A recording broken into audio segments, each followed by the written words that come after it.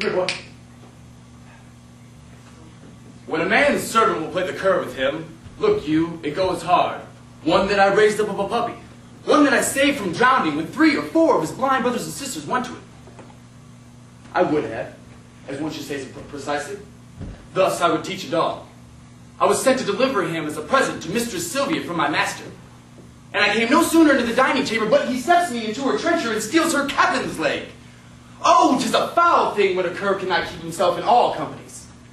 I would have, as one should say precisely, one who takes it upon himself to be a dog indeed, to be, as it were, a dog of all things. If I had not had more wit than he, to take fault upon me than he did, I think verily he'd been hanged for it. Sure as I live, he'd suffered for it. You shall judge. He thrust me himself into the company of 3 or 4 gentleman-like dogs under the Duke's table. He had not been there. Bless the mark! A pissing while, yet all the chamber smelt him. Out with the dog, says one. What cur is that, says another. Whip him out, says a third. Hang him up, says the Duke. I, having been acquainted with the smell before, knew it was crab, and goes me to the fellow that whips the dog. Friend, quoth I, do you mean to whip the dog? Aye, marry I do, quoth he. You do him the more wrong, quoth I, 'twas I did the thing you walked up. And he makes me no more ado, but whips me out of the chamber.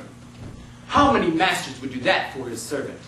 Nay, I'll be sworn, I have sat in the stocks for puddings he has stolen, otherwise he'd been executed. I have stood upon the pillory for geese he had killed, otherwise he'd suffered for it.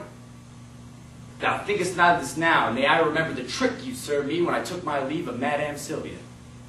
Did I not bid thee still mark me and do as I do? When didst thou see me heave up my leg and make water against a gentlewoman's farthingale? Didst thou ever see me do such a trick?